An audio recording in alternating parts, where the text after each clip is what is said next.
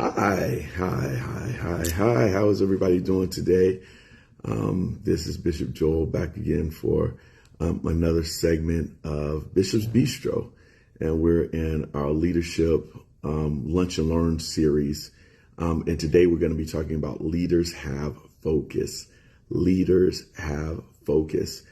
So as leaders, we know that it is incredibly important what we do, what we say, what we participate in, because our time is, we're busy, and I know, as leaders, we're busy with different things. We're busy. Some have children, some have jobs, some have businesses, some have ministries, some have other responsibilities. There's just all kinds of things that take up our time and our attention.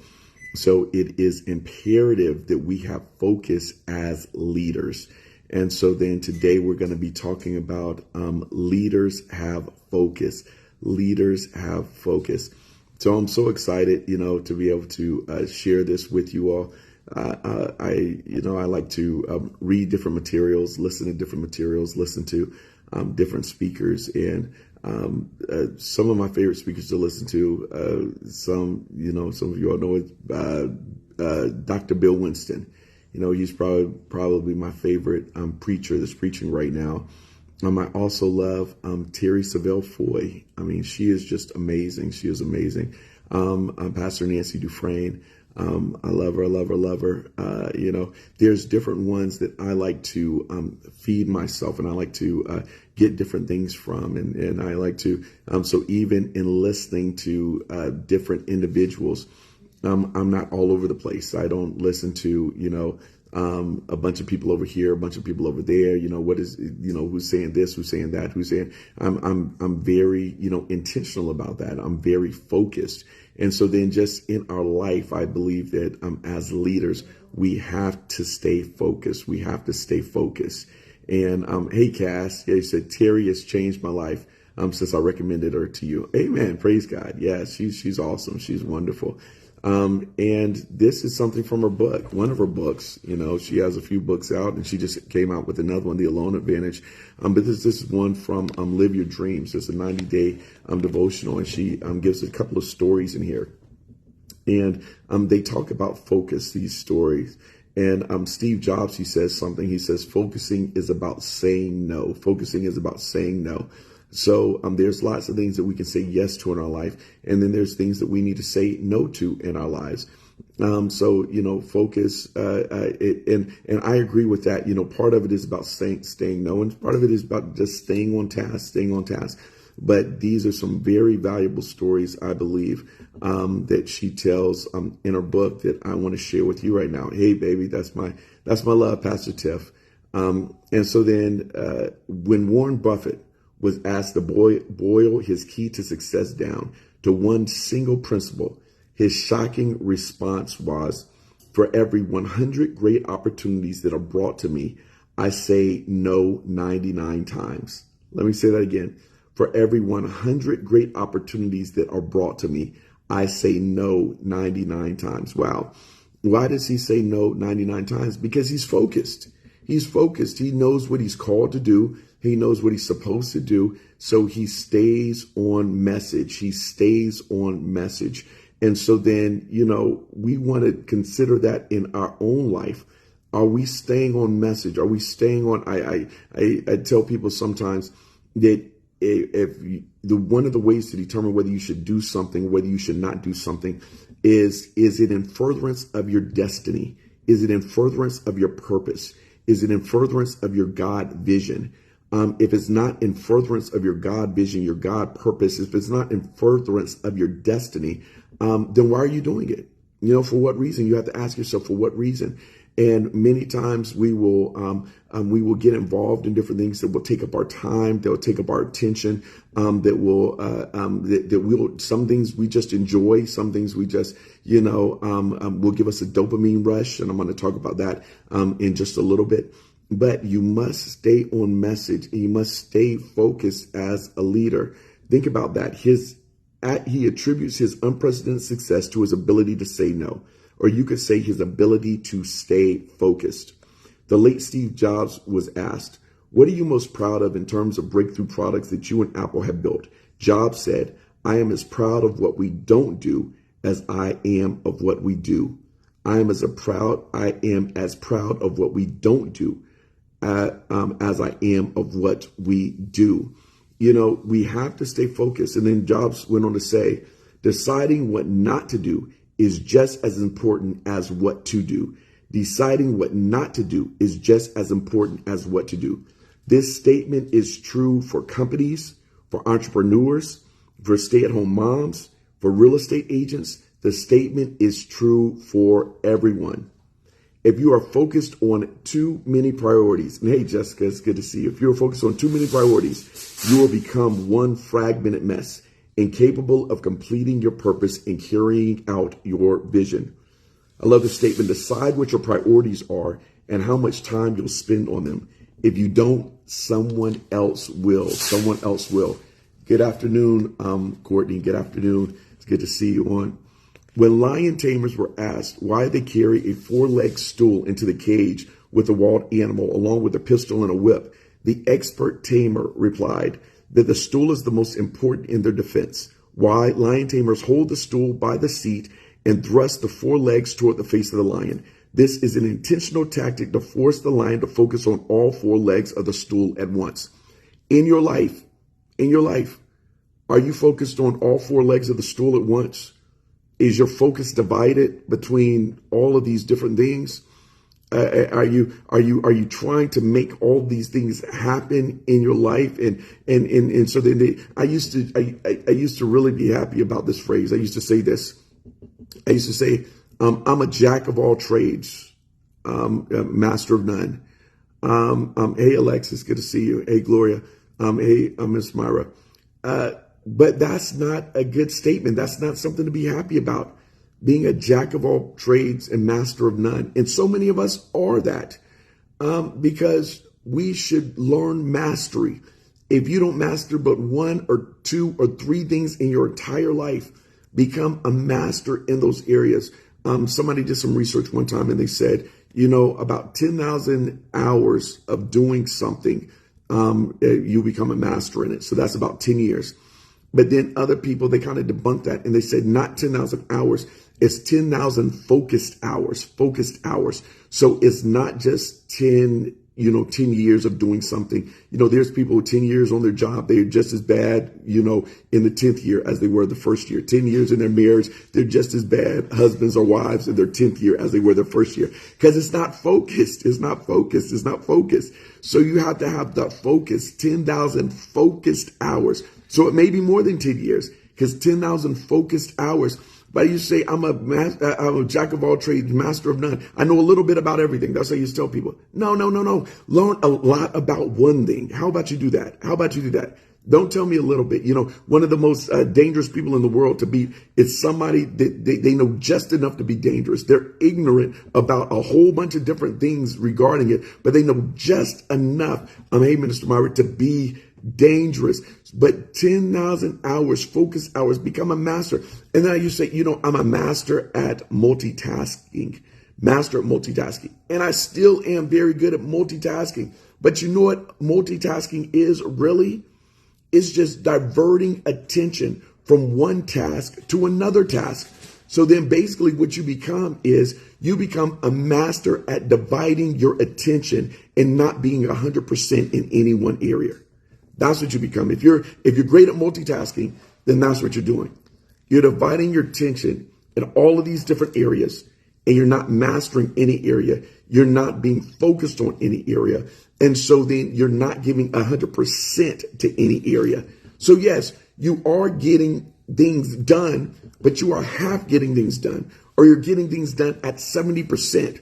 There is no way, I'm going to say it again, there is no way you get 100% done and 100% effort on 5 or 6 or 7 different things. You're multitasking. There's no way you could do it. The human brain is not wired like that. They've done all kinds of different studies, and you know that. You're not wired like that. You're wired to have focus, But in our busy world, so many things will take away our focus. We don't want things that take away our focus. James 1:8 in the King James Version reads, a double-minded man is unstable in all of his ways. A double-minded man is unstable in all of his ways. And don't worry, ladies, that includes ladies too. A double-minded lady, a double-minded person is unstable in all of their ways. So we don't want to be unstable in all of our ways. We don't want to be multitasking at all of, oh yeah, I'm such a great multitasker. Well, when people think about you, do they think about you as a great multitasker, or do they think about you as an expert? Are you an expert in any area? Is there anything that you can, even if you're not an expert right now, is there a place where you can begin to start saying that I'm becoming an expert in that area? Can you begin to become an expert in these different areas? Or are you just going to continue to be a multitasker, and your ideas are going to be divided, and your time and your attention are going to be divided? At this time, I'm going to take a commercial break. This is Bishop Joel, Bishop's Bistro. I want you to like, share, and tag somebody in this. Please share it on your social media pages. And please, please, please, if you know that it's somebody that it can bless, then please put them in the comment section. Put them in the comment section and let them know. Leaders have focus. Leaders have focus. So now I want to talk to you about, we were talking about this. We're talking about this thing about focus. And I told you about Warren Buffett, that one of the things he contributes his success to is that for every 100 great opportunities that come into his life, he says no to 99 of them, 99 of the opportunities. And then, Steve Jobs, he said that he was as happy for the things that he did not do, that Apple does not do, as opposed to the things that they did do.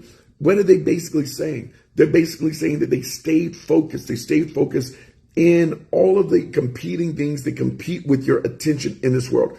We live in a busy world. There's so many distractions. We have social media. We have Netflix. We have online games.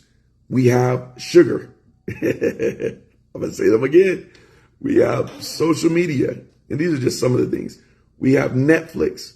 We have online games. We have sugar. And what do these things do? These things are designed to give us dopamine rushes. Dopamine. Dopamine is that wonderful chemical in our brain.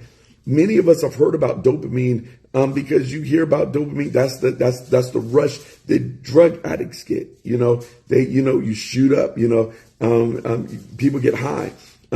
Somebody's ever used drugs, smoked weed, they've gotten a high, they've even drunk alcohol, gotten a buzz. You get this high, you get this rush of chemicals that hits this part of your brain, is dopamine, and it causes this feeling that is just like, whoa, like they just really like that feeling. And then that's what happens with many times drug addicts, because then they get addicted to that feeling. And so then what they're doing is they keep going back trying to get that feeling again.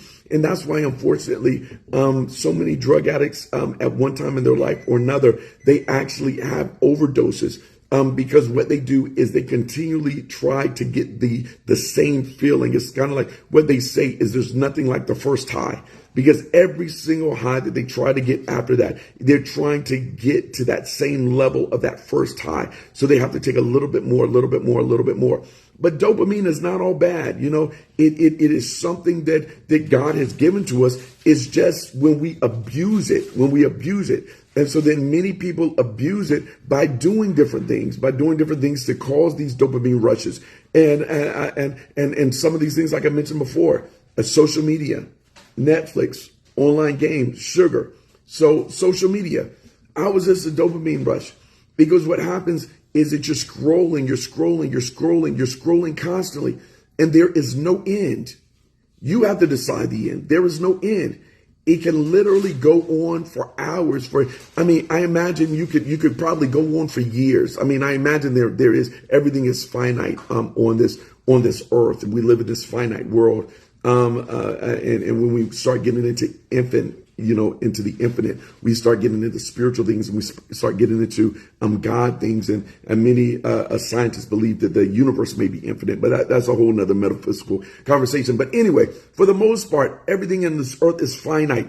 So then, people, you could scroll though for us, it seems like it's endless. And so then you keep scrolling and you keep scrolling and you keep scrolling.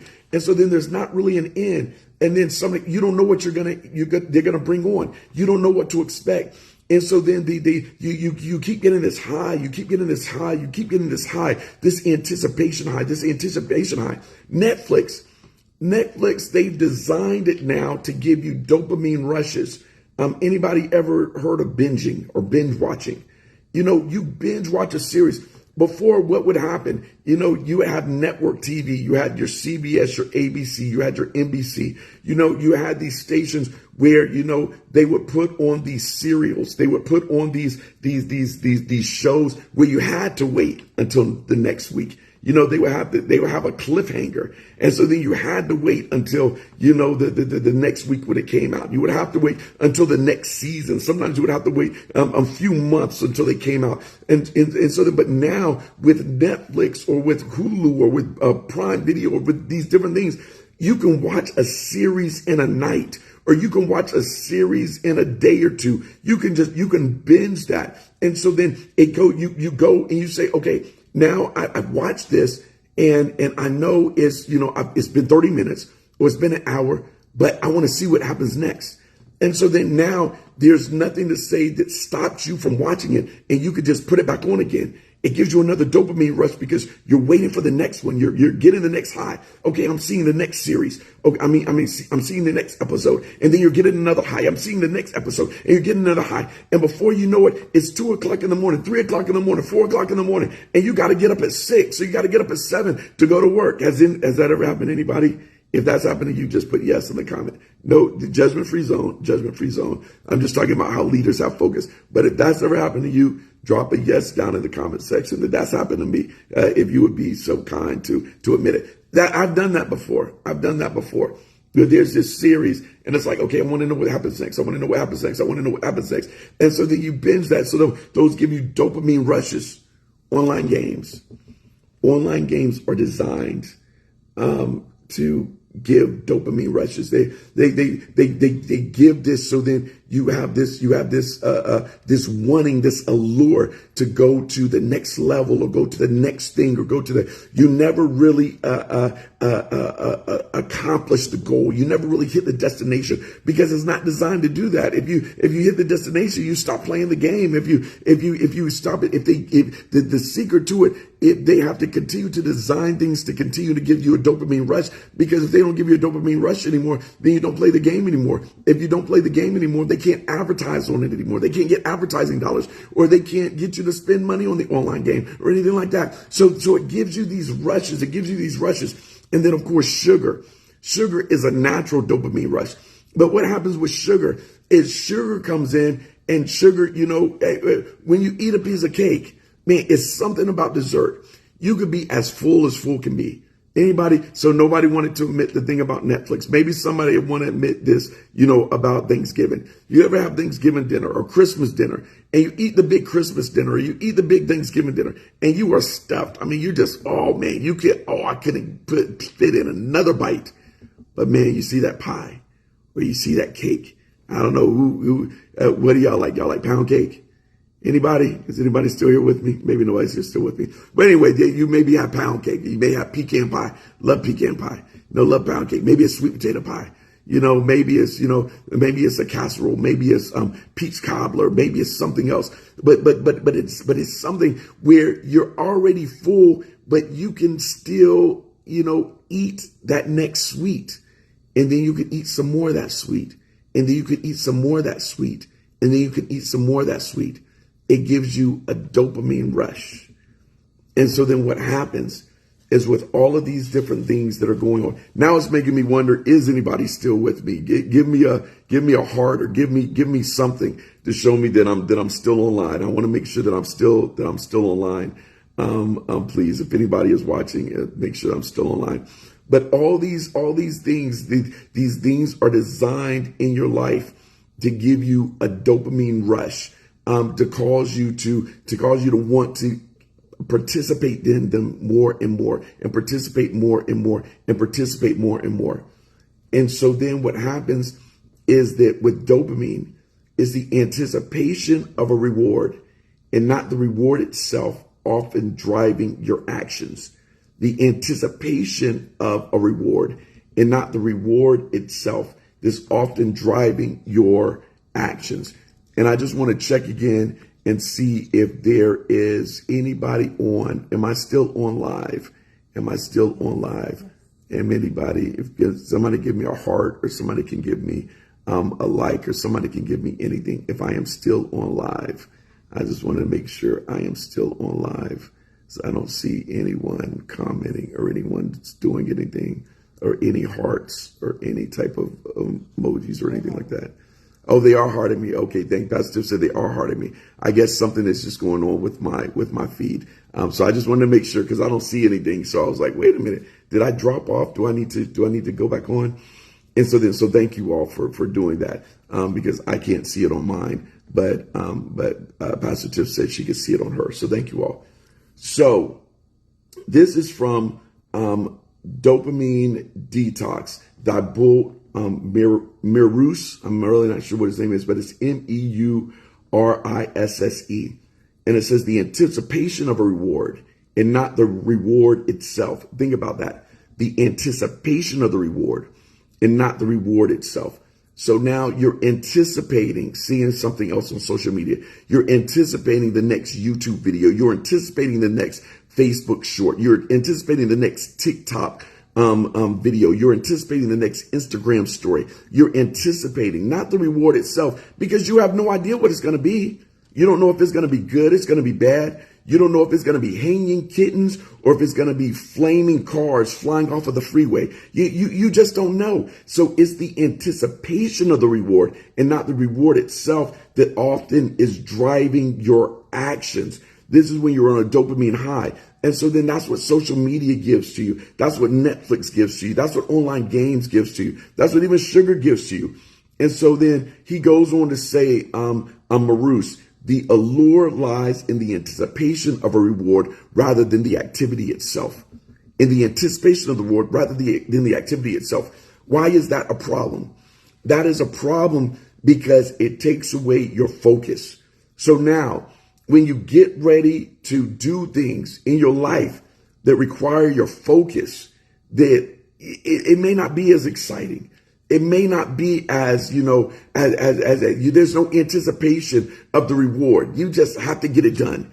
You have to get that report done for that job. You have to get that business plan done, for that loan. You have to get, that message done for your ministry. You have to get, that paper done for class. You have to get, you can't, it's really, you don't see the anticipation for the reward in the same way that you're getting. It's not giving you that dopamine rush. And so then what do?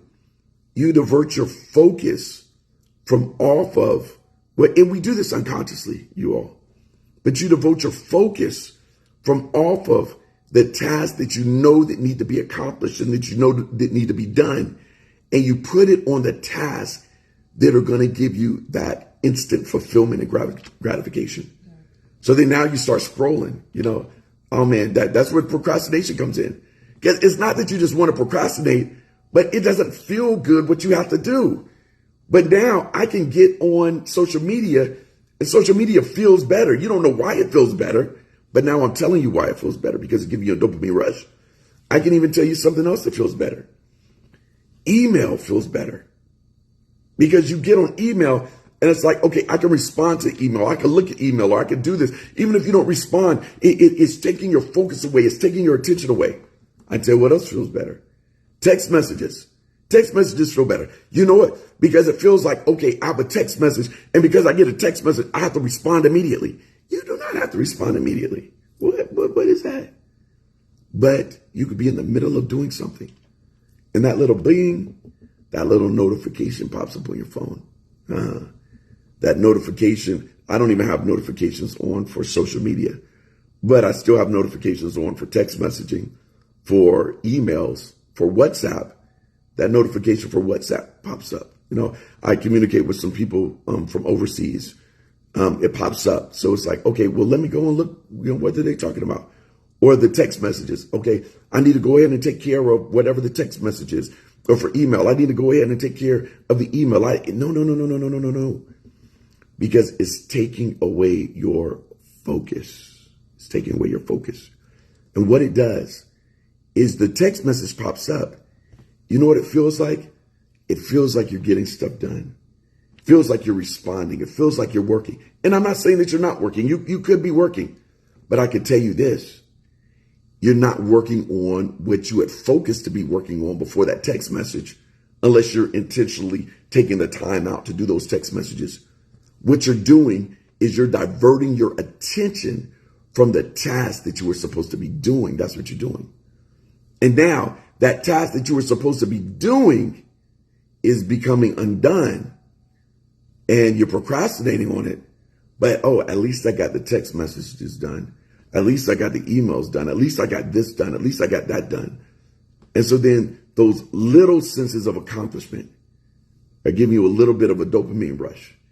And so then now it's more convenient and it feels better to get at least a little sense of accomplishment than really focusing on this big task that you have to do and completing this big task that you have to do. So I have a question for you all. And Pastor Jim is going to help me with this. And she's going to give me some of you all's responses, because I can't, like I said, I apologize, but whatever's going on with my internet, I can't see you all's, I'm not able to see anybody's responses or anything right now. So please forgive me if you all have been responding to me and I haven't been able to see you. My question for you is this, because what happens is that social media, online games make everyday tasks seem dull in comparison. So now your everyday tasks, do you make up your bed? Or do you scroll a little bit? Do you, work on that project at work? Or do you play, Candy Crush or Marvel Strike Force or some sort of online survivor.io? Do you play some sort of other game? What do you do? It makes everyday tasks seem dull in comparison because you're not getting that dopamine rush. So it leads to procrastination and a struggle to focus on important but less immediately satisfying tasks. That is from Marouche again. So it makes it more difficult. The more you do it, it makes it more difficult to focus on those tasks that have to be done, but you don't get immediate satisfaction from those tasks. Some tasks you do, and it's not an immediate, the satisfaction is that, it's done, but you may not get a satisfaction from it until, much later on, because you have to submit something, or you have to do something, or you have to prepare something, or you have to, whatever it is. And so then we have to learn as leaders to have focus. First, we have to have self-evaluation to see what those distractions in our life are. For most of us, we are on the distraction right now. And it's a good thing, because I don't want y'all to click off of me, but we are on the distraction right now. It's our phone. My father used to say an unguarded strength could be your greatest weakness. Phones are such a strength. Man, I can communicate a message to you all. I believe this is a message from the Lord. I believe that this is a message that's going to help somebody on today, or it's going to help lots of people on today. So once again, tag somebody that that needs focus as a leader. But if we don't use it the right way, man, it can distract us so much from accomplishing those things that we know that we need to accomplish.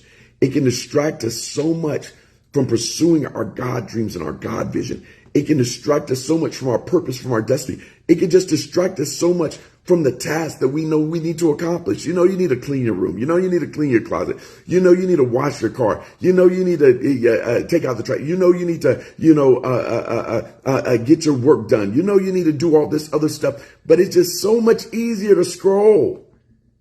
It's so much easier to watch a 10-second clip of somebody doing something crazy or somebody doing something.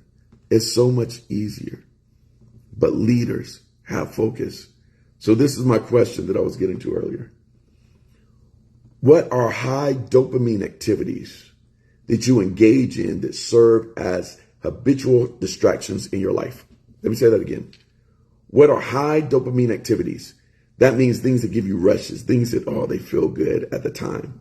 But it's not, but it's not leading to anything. It's not productive. It's not anything. It's just giving you a dopamine rush. What are high dopamine activities that you engage in?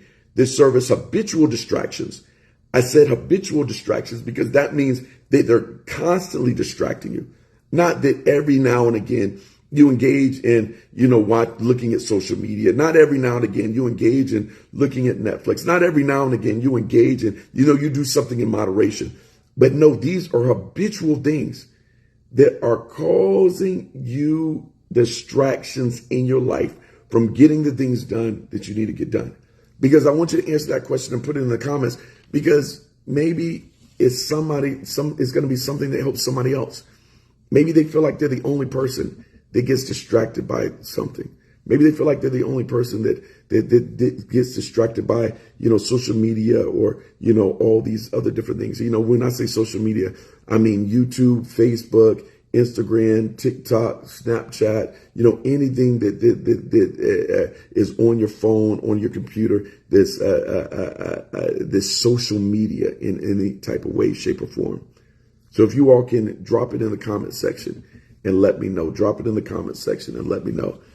Pastor Tiff, is anybody dropping it in the comment section? Do you see anybody? So I can just name off some of them. Not yet. Nobody yet. Nobody yet. It's just coming through the feed. Like your feed is just coming through. Oh, so I think my feed may be a little bit behind as well. So I think that may be one of the problems with what I'm experiencing with Facebook and why I can't see anybody. Elder Mario said distractions, social media. Elder Mario said distractions, social media. And walking to the kitchen to get a snack. Walking into the kitchen to get a snack. Yes, Oh, that's real. Yum, yum. That's real. Yum, yum. That's real.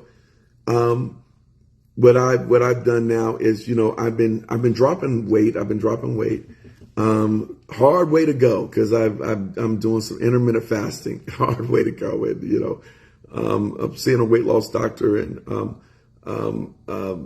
gives you this couple of things, hopefully to curb your sugar and stuff like that. But it's mainly based upon diet. And so then one of the things that I'm really, really working on, that he said I got to work on, is said to stop snacking, to just eat the meals. So I'm doing intermittent fasting. So, I have a fasting window. So Monday through Friday, I have a 5-hour fasting window. So like today, my fasting window is from 9:30 to 2:30. So depending on the day, I adjust it. If I want to eat dinner with the family later on, then it may be from 3 to 8 or whatever. So it's 5 hours. And then on the weekend, I have a fasting window that may be from 10 to 5, 11 to 6, 12 to 7, something like that. And praise God, I've been dropping. I mean, I'm probably, I'm down 20 or 30 pounds, something like that. And I have a goal weight that I'm getting to, but it's difficult, y'all. It's very, very difficult. It's very, very difficult because I love sweets. I'm not as big. I'm a snacker in the sense that I want to go get a sweet. I want to go get a cookie. I want to go get, something like that, something that's going to, and just to eat a couple of meals and not have any snacks in between. That's very, very difficult. It's not as, I don't get that dopamine rush like I do eating a Twinkie, oh my boy, or eating a piece of pound cake, or, I used to, sometimes I would go to, I told this story the other day in church. Pastor was like, what? After Wednesday night service, sometimes, I preach, I give out, I pour out and everything, I pray, I preach, sometimes I prophesy, I do all this, I counsel. So then I'm going home and I'm just like, I'm just feeling drained and I'm feeling tired. I stop in the gas station, boy. I'll pick up a zinger or something, I'll pick up a zebra cake, or I'll pick up a honey bun. Y'all don't know what I'm talking about. But I would pick, what do you say, Pastor Tim? Don't bring you any of those. Oh, Pastor said, tell y'all, don't bring me any of those things. Yeah, no, don't bring me any of those things. So I'll pick up something like that, and just, because that it gives you that dopamine rush. It gives you that feeling of, oh, that feels so good, or oh, that's so comforting, or oh, that's so this or so that. But leaders have focus. So I stopped that practice a long time ago. But leaders have focus. You have to be focused. So anybody else, was there anybody else that dropped those things, baby, the habitual distractions? Yes. social media. Social media. Yeah, social media is a huge one. Social media. Good. Cass said she's off social media right now. Social media. Somebody said they're off social media right now. Canceled subscriptions to Disney Plus and Netflix. And they canceled subscriptions to Disney Plus and Netflix. I applaud you. I applaud you. That's awesome. And they've read so much since then. I applaud you. I applaud you. I applaud you. Because leaders have focus. And once again, it's not that these things in and of itself are inherently bad. You can. There's a lot of bad stuff on social media that you can get, that you can't see and get involved in. But are these things causing you to move into your God destiny? I remember years ago, I was, I don't know if I was about to go to law school or in law school, but it was, years ago, 20 plus years ago. And Pastor Tiff and I were together, and I was watching reruns of the Cosby Show at the time.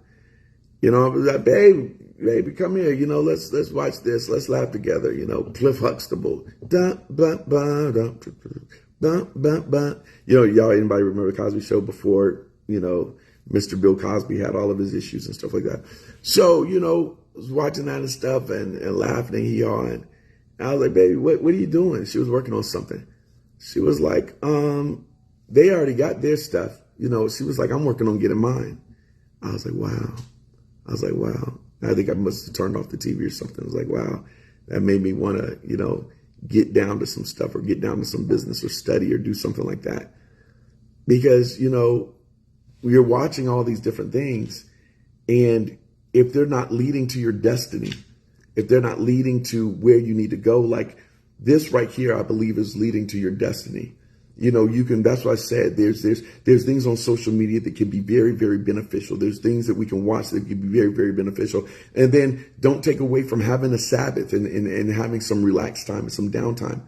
But when they become habitual distractions to you from getting those things done that that you're supposed to get done, then you know that there is a problem with focus. That's good. And then another question I have for you. What activities are you addicted to? Anybody share that with me? What activities are you addicted to?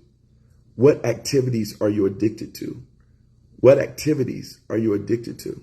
Is anybody addicted to anybody? Addicted to anything? Any activities? Any activities? Any activities? What activities are you addicted to? What activities are you addicted to? Now, you don't have to put in anything that's, that we need to really discuss with you privately or discuss with your pastor or discuss with a counselor or discuss with an attorney. We don't need any of those dropping in the comment section. But if there's something that you believe that can help somebody else, what activities are you addicted to? I used to be addicted to sugar. Eating sugar. I used to be addicted to, online games, getting things to just distract me, just to slow down my mind, different things like that. What activities are you addicted to? Is anybody dropping anything in the comment section? Social media. Yeah, that's a huge one. Social media. I imagine a lot of people are addicted to social media. Imagine a lot of people. Because once again, it can just keep going and it can keep going and it can keep going and it can keep going. And you don't really know what you're going to see next. So it gives you that dopamine rush. And that dopamine rush just comes up. And so then it takes away your focus. And then it causes these distractions. So now I'm going to do a commercial break once again. Bishop Joel, Bishop's Bistro. If this conversation is blessing you, I want you to like it, share it on your social media platforms. I want you to subscribe to our YouTube channel. And that's not going to be a distraction. And subscribe and follow us on Facebook and social media because there's going to be more content like this that is going to be able to bless you so it can help you have focus and help develop the leader on the inside of you. But I want to challenge you to do this. I want to challenge you to do this for focus.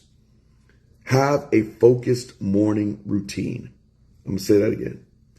Have a focused morning routine. And one more time, because it's just so important. Have a focused morning routine. What do I mean by that? So in the morning, have your time with God. That should be your first time. You get up, you have your time with the Lord. Don't get up, 10 minutes before you have to be at work, you take a New York shower, and then you rush off to get to your job, or 15 minutes or 30 minutes. You wake up in just enough time. How many of us have done that? We wake up in just enough time to get where we need to go or do what we need to do. No, have a focused morning routine. I think it was The Rock that said that any place that he needs to be, or any call time that he has, he sets his wake up time based upon his first meeting in the morning. So somebody asked, so if you have to be someplace by 5:30 in the morning, he's like, yeah, I get up at 2:30. It's like 3 hours before he sets his time. That's when he wakes up. He bases his time not on just, waking up or different things like that, but he bases his time on what he has to do first thing in the morning. And he's always 3 hours before that. So then he can have a focused morning routine. It's going to look different for everybody. But if you're a person of God, I believe that first time, it's just like giving our tithe to the Lord. It's like giving our first fruits to the Lord. That first time, I believe we should give to the Lord. So I believe that you should wake up early enough in order to give that first time to the Lord. And I understand, because I got 4 kids. So I need to wake up, before my 2 babies get up, but giving that first time to the Lord. So have a focused morning routine. And then from there, it may be walking, it may be setting your task list, it may be doing different things, but have a focused morning routine. But I want to challenge you with this too. Don't let your phone be the first thing you check in the morning. Don't do it. Don't do it. Don't do it. Don't do it. Don't do it. Don't look at if anybody sent you a message. Don't look at your emails. Don't check social media. Don't look at the weather. Don't look at the news. Don't look at what your stocks are doing. Don't let the phone be the first thing that you check. Divorce yourself from your phone. You can use your phone from your alarm, but then you get your alarm, just turn off your alarm.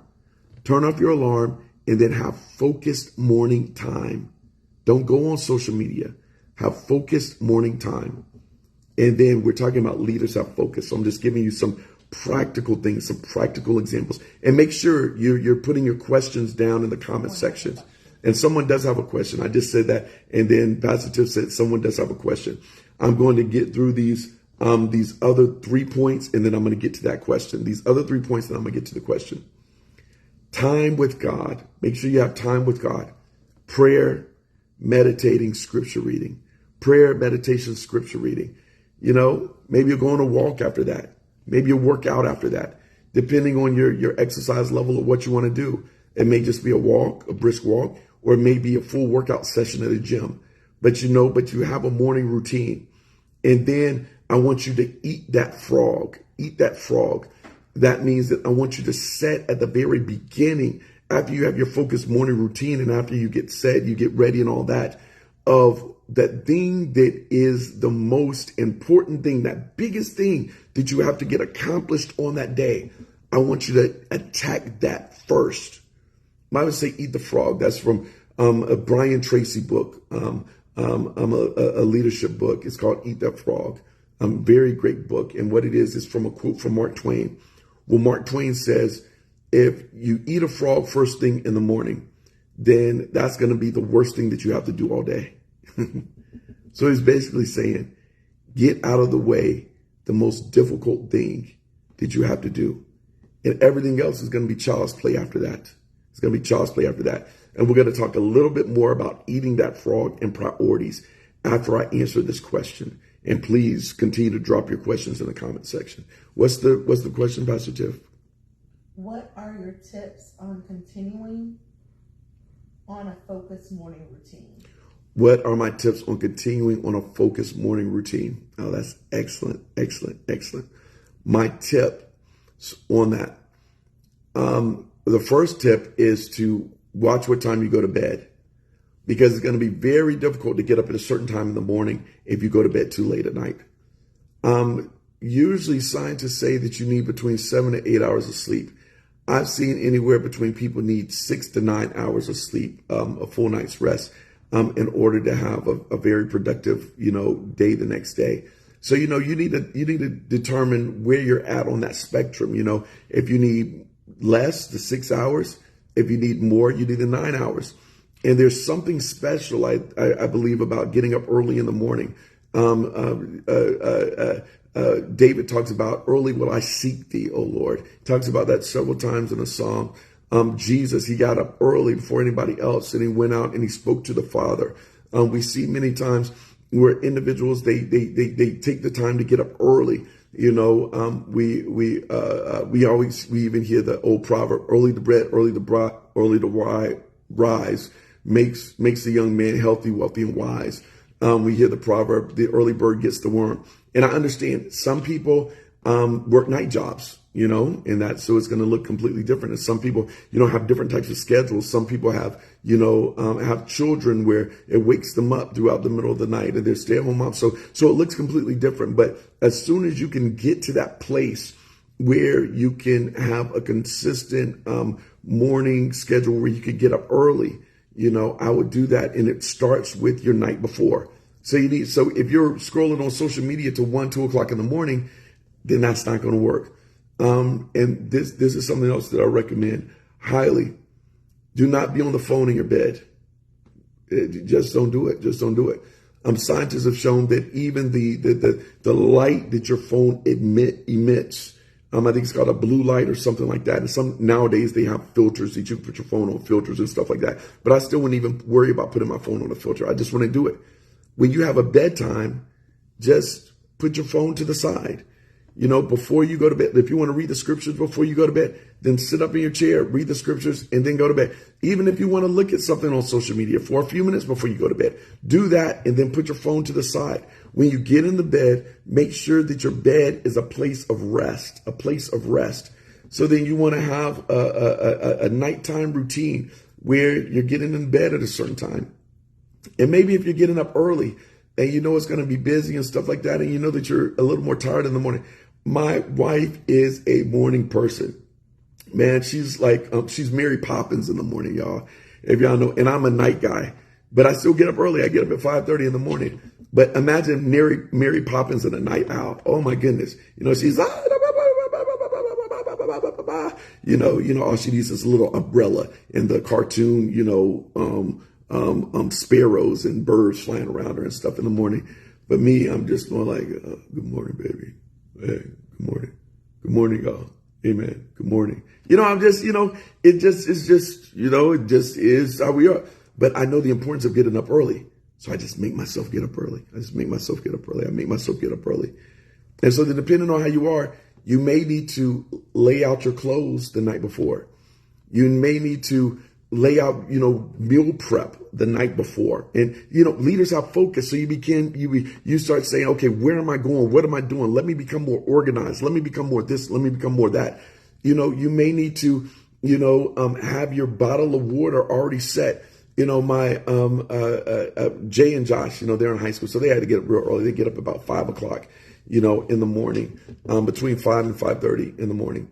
And so then what Jay does the night before, he loves carrying a water bottle to school. So what he does is he makes his water bottle, or he makes whatever he's going to carry, and he puts it in the fridge. And so then when he gets ready, he comes downstairs, he just grabs it out of there, and he heads onto the bus stop. And so then you may want to go ahead and set those things up at night. Set as many things up. Make it easy for you. If you make it hard for you, then it's going to be easy to get out of the routine. And what it is that we are all creatures of habit. It's just whether or not the habits are going to be good habits, or whether or not the habits are going to be bad habits. And what we do is we really don't dismiss a habit. What we do is we really just replace one habit with another habit. And so then you just start replacing these things. So start with your night before. And then just start getting up earlier. And if you've been used to just getting up just in enough time to get ready, then what I say is just do it 30 minutes earlier. Just don't try to do an hour earlier. Don't try to do this. Don't try to do that. If you've been used to getting up at 7 and now all of a sudden you're going to try for 5:30, that's not going to work. Just try for 6:30, So just ease into it, but at least set it 30 minutes earlier.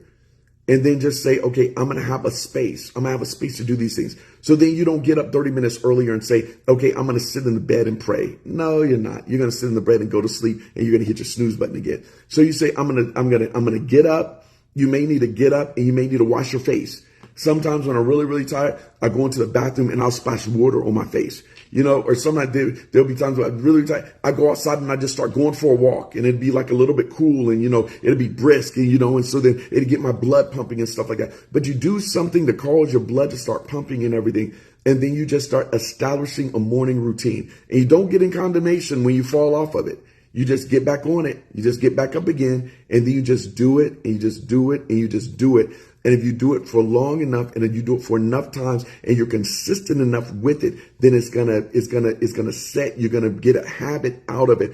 And most scientists say that it takes about 30 days. Some will even stretch it out to 45 days to establish a habit, to establish a new routine. So make sure that you put in that I'm gonna do this thing for at least 45 days. I'm gonna do this, and then you're gonna see the results of you doing it. And I guarantee it's gonna benefit your life. Are there any more questions, Pastor Tiff? How do you attack something from school, like a school assignment, that's the most important thing but takes a long time? So that's a great question. That's a great question. Then let me do this then. Let me go down a little bit further in this lesson, and prayerfully this answers that specific question. I have something for that. For that specific question. Something that I've learned from other leadership places and in other leadership books, and it's really been a benefit every single time I apply it to my own life. I'm gonna get to that. So I want to go back to your task and your focus. Prioritize tasks based on priority and not on time. Man, when I first heard that, that was life-changing for me. Prioritize tasks based on priority, not on time. What do I mean by that? Sometimes we're used to saying, okay, I'm going to do this from 10 to 11. I'm going to do this from 11 to 12. I'm going to do this from 12 to 1. And, we have to do that, depending on, what our day looks like and what our schedule looks like. But organize your tasks based on priority, not based on time. That goes to even the school task as well. You sometimes, I would say, okay, I'm going to knock out all these. I have 12 tasks.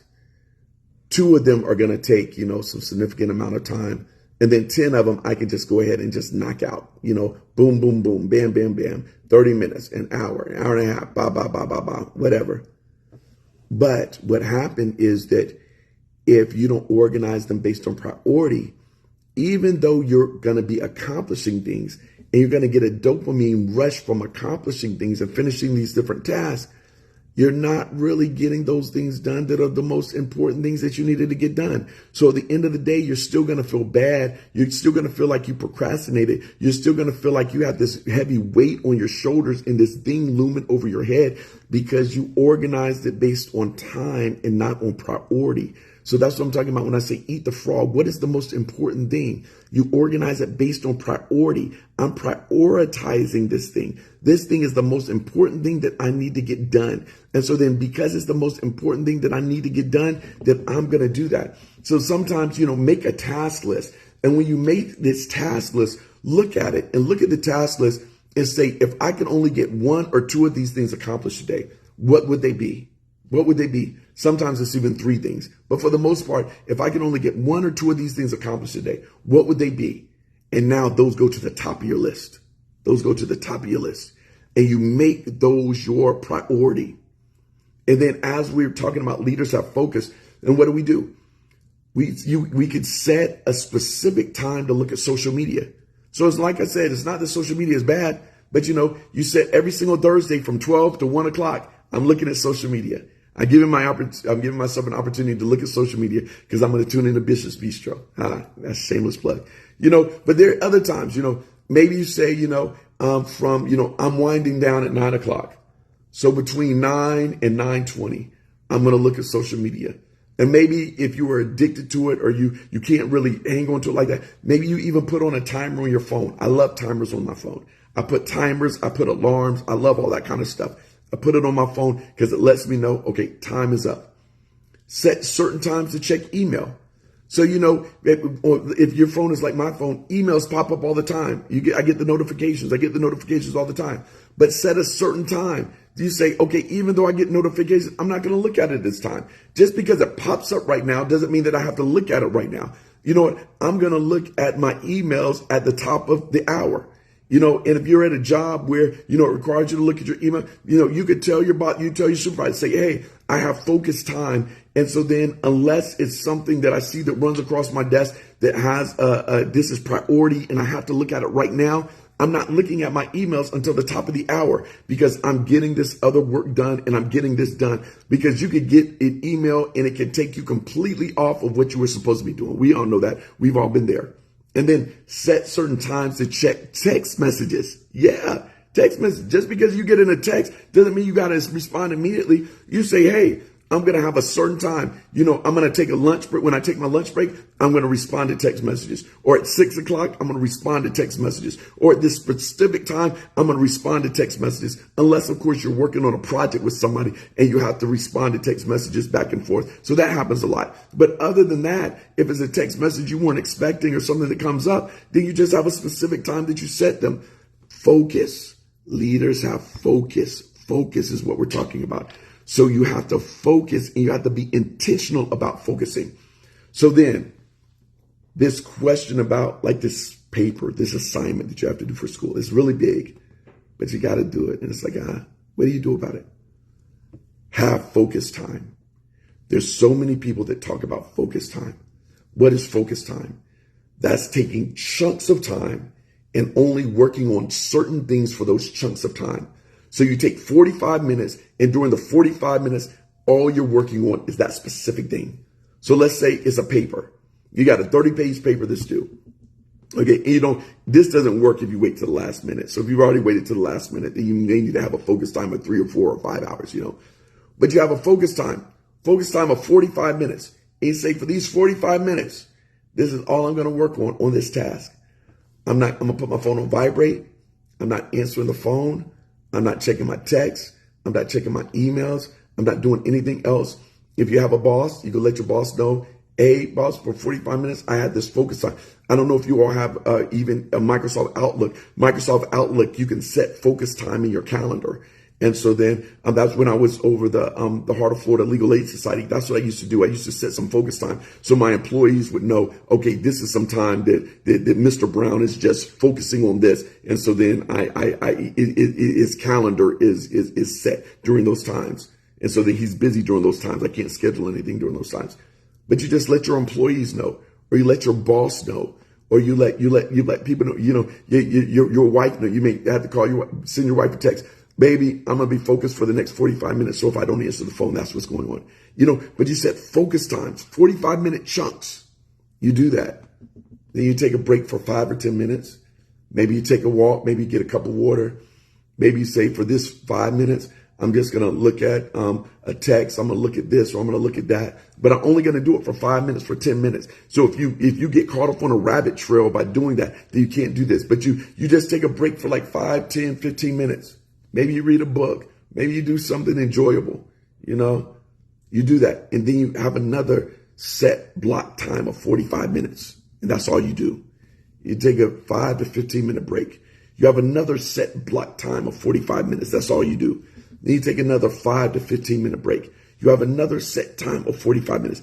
I promise you, 3 of those a day on anything, man, your productivity level just went through the roof. I just 10x'd you just right there. I promise you, 45 minutes of focus time will change your life.